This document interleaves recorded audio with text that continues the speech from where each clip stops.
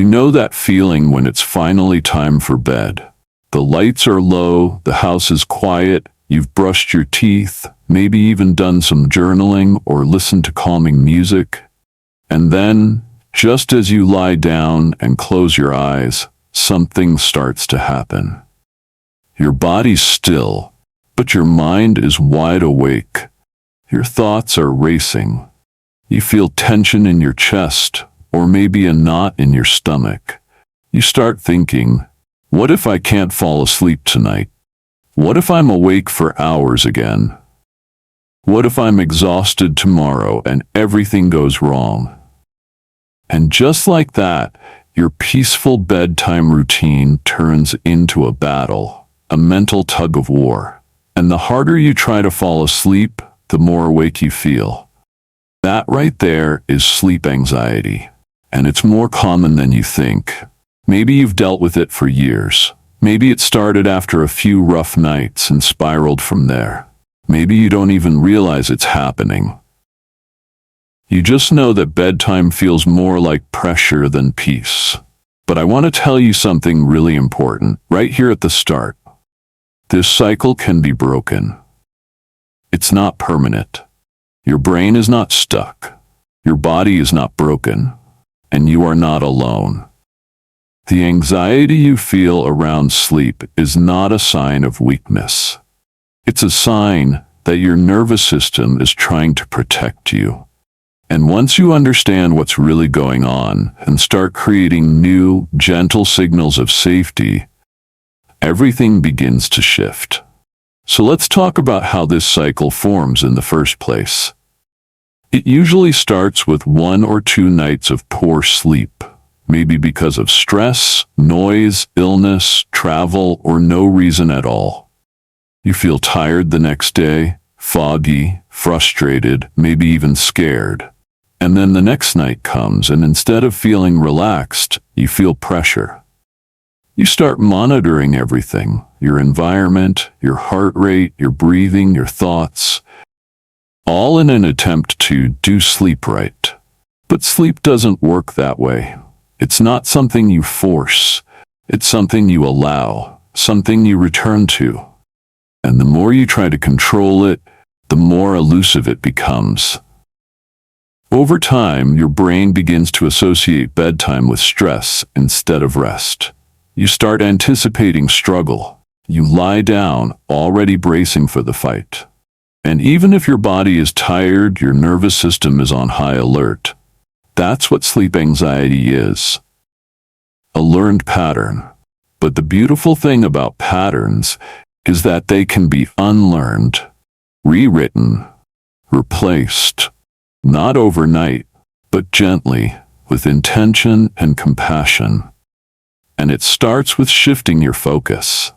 Instead of trying to make sleep happen, you begin to create the conditions for rest. You stop measuring success by how many hours you get or how quickly you fall asleep. You start measuring success by how much safety and softness you offer yourself. That means letting go of the outcome and coming back to the moment. Right here.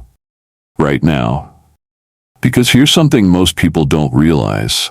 You can feel rested even if you don't sleep right away. You can feel calm even if you're awake. You can lie in bed, eyes open, heart steady, body still, and still be nourishing yourself. Still be healing. Still be okay. That's the first step in breaking the cycle, taking away the fear of being awake. Because once your brain stops seeing wakefulness as a threat, it stops triggering the fight or flight response. And when that happens, the door to sleep slowly starts to reopen, gently, naturally, without force. So how do we start to build that kind of relationship with sleep again? How do we move from fear to trust, from pressure to peace? That's what we're going to explore in this episode. Not just techniques, although we'll get into those too, but a whole new way of relating to your body at night. A way that says, it's okay to be awake. It's okay to rest without sleeping. It's okay to feel what I feel. Because once you stop resisting wakefulness, you stop feeding anxiety. And when anxiety fades, sleep follows, not because you chased it, but because you stopped running. This is the shift from control to surrender, from forcing to allowing, from fearing the night to embracing it as a time of healing. You are not broken. Your sleep is not gone forever. You're just learning a new rhythm. And I'll be right here, walking beside you every step of the way. So now that we've named what's really happening, that anxious, wired feeling when bedtime arrives, that internal pressure that says you have to sleep now or tomorrow will be ruined, that cycle of fear and frustration that keeps repeating, let's start gently exploring how we can interrupt that pattern. Because that's what anxiety is. A loop. It's the nervous system doing what it's designed to do. Scanning for danger, preparing for threat, trying to keep you safe. And the truth is, if you've had several nights of poor sleep, or you've been through stress or trauma, or simply gone too long without real rest, your body learns to be on guard. That's not your fault. That's not weakness. That's a brilliant system trying to protect you. But when the threat is imagined, like fearing not sleeping, the nervous system doesn't know the difference.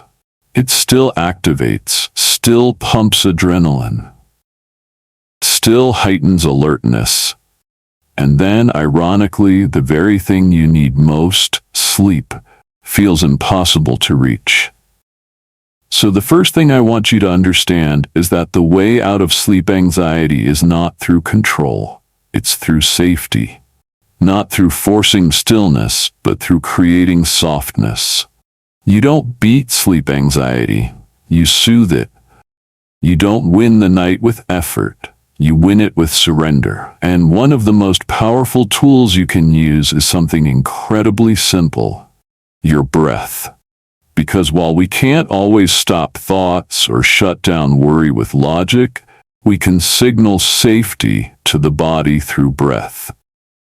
When you slow your breathing, especially your exhale, you activate your parasympathetic nervous system. That's your rest and digest mode. That's the signal your body has been waiting for. And it's not about breathing perfectly. It's about breathing intentionally, gently, slowly. You can try something as simple as inhaling for 4 counts and exhaling for 6. Or placing your hand on your chest and your belly and just noticing where the breath goes. And if your mind wanders, that's okay. That's what minds do. Just come back. Again and again. Every time you return to the breath, you're telling your body, I'm safe, I'm here, we're okay. Another powerful shift comes when you stop trying to sleep and start allowing rest. What if your only goal tonight wasn't to fall asleep, but to simply rest your body?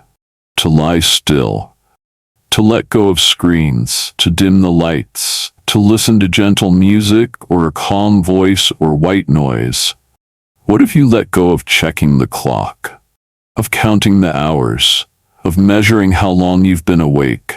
What if you created a little cocoon of rest, even if sleep didn't arrive right away?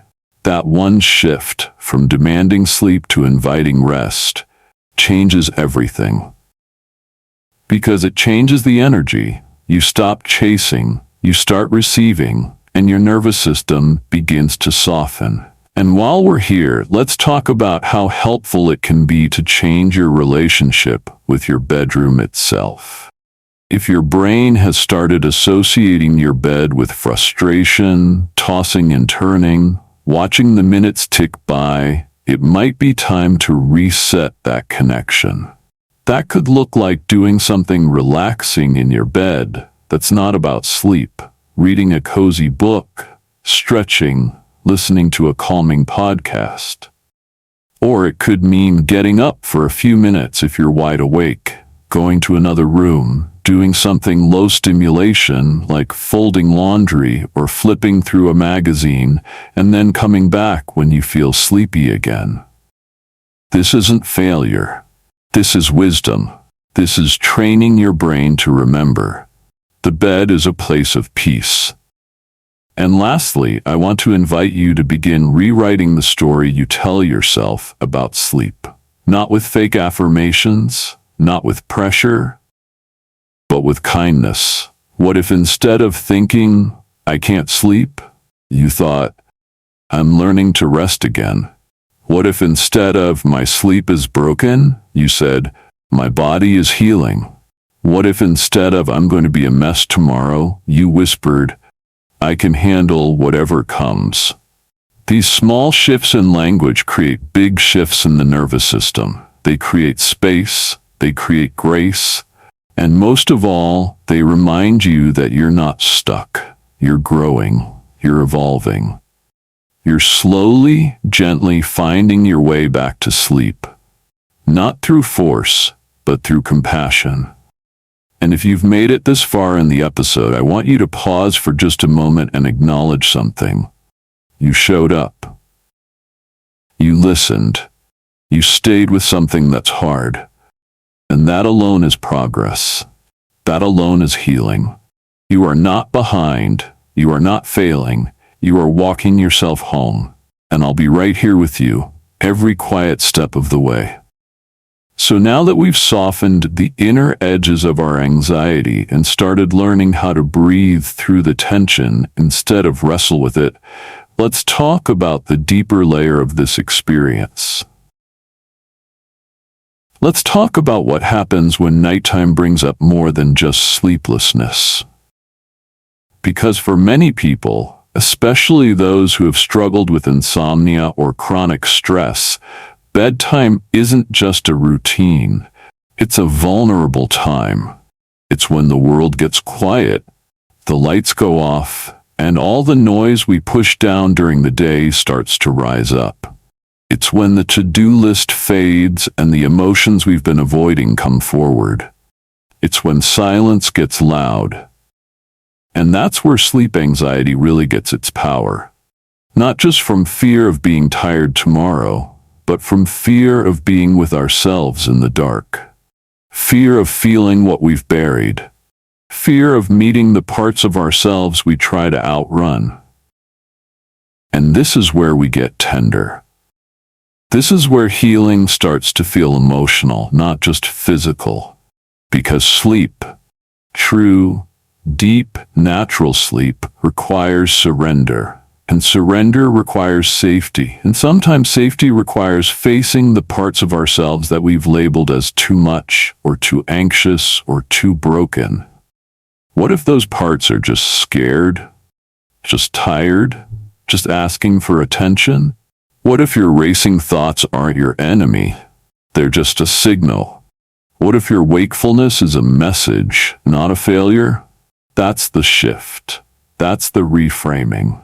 You stop seeing your inability to sleep as a problem to be solved and start seeing it as an invitation to care for yourself more deeply. So let's talk about what that care might look like. Maybe it's journaling before bed.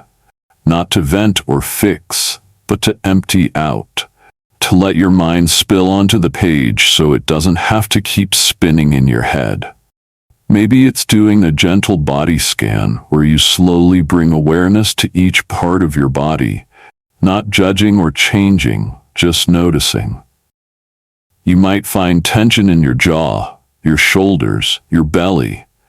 You might find breath catching somewhere in your chest. And as you notice, you breathe. You soften. You say to yourself quietly, you're allowed to let go.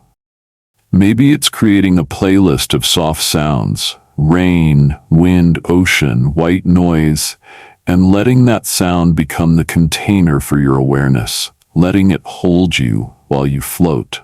Maybe it's speaking to yourself in a voice that is radically kind, radically patient, radically forgiving.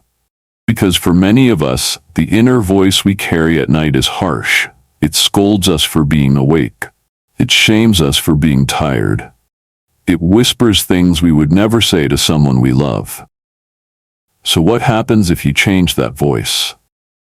What happens if it becomes the voice of a friend, a parent, a lover?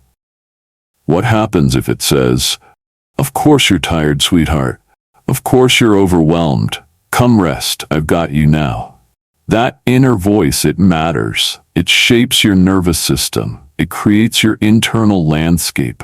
And when it becomes softer, your whole system begins to soften too.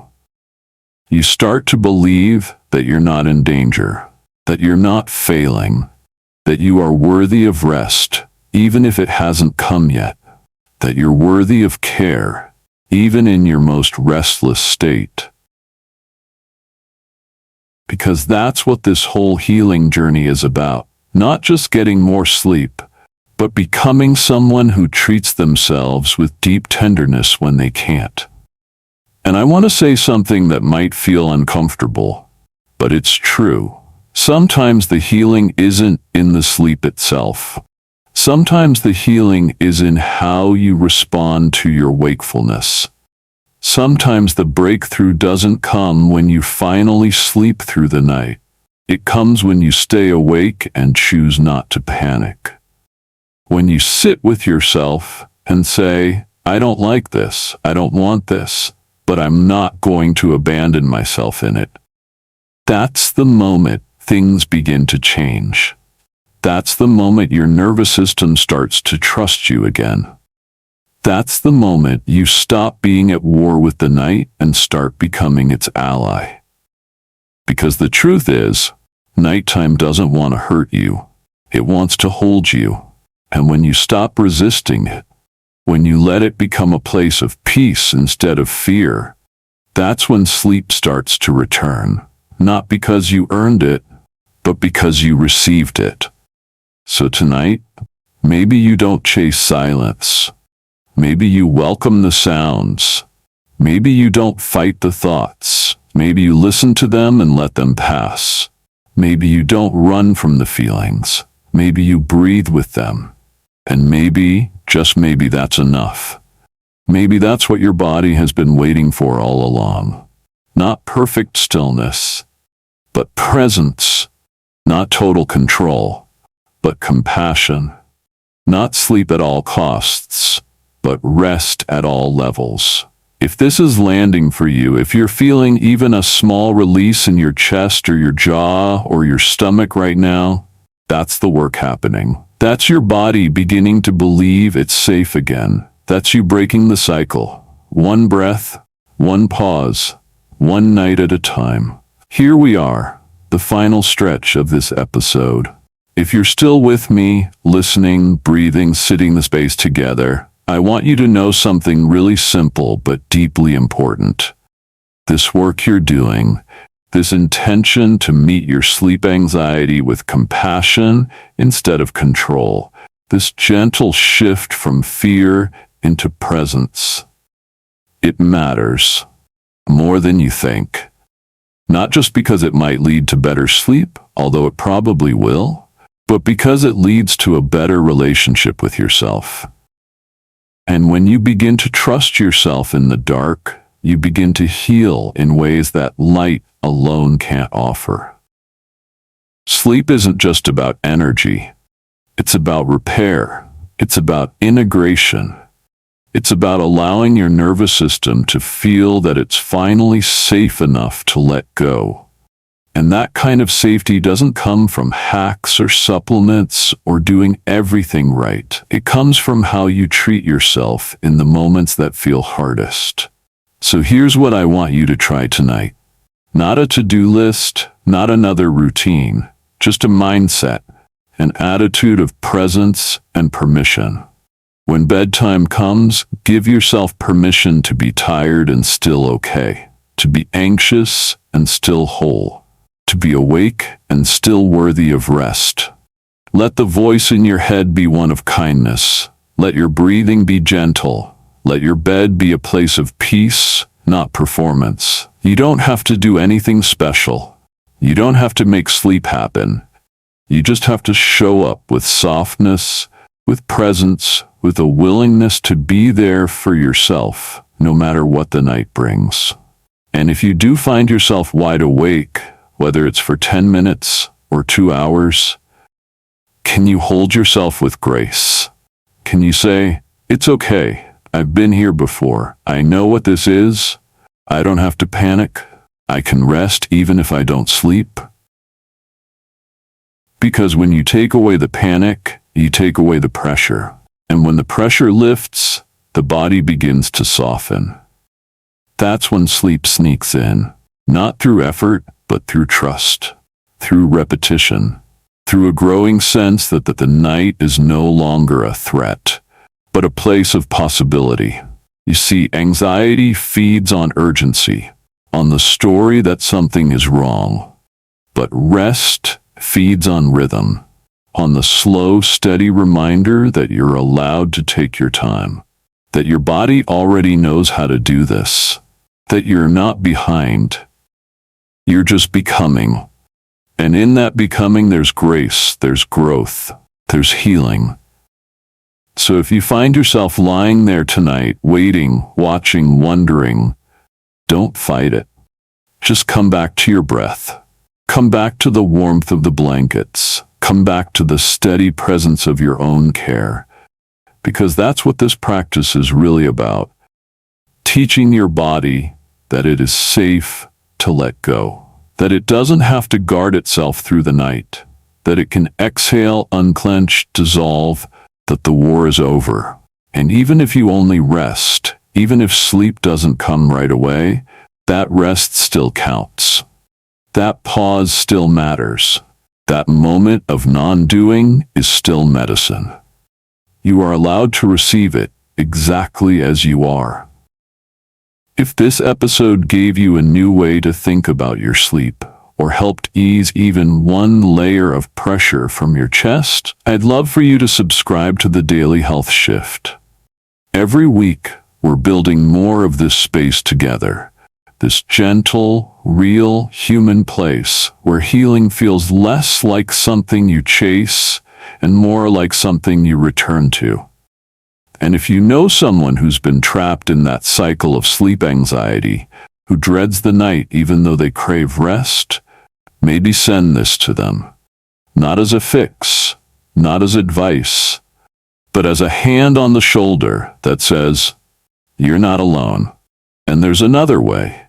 You're not broken, friend. You're just tired. And tired people don't need fixing. They need rest. Deep, natural, nourishing rest. And it's coming. I'll see you in the next episode."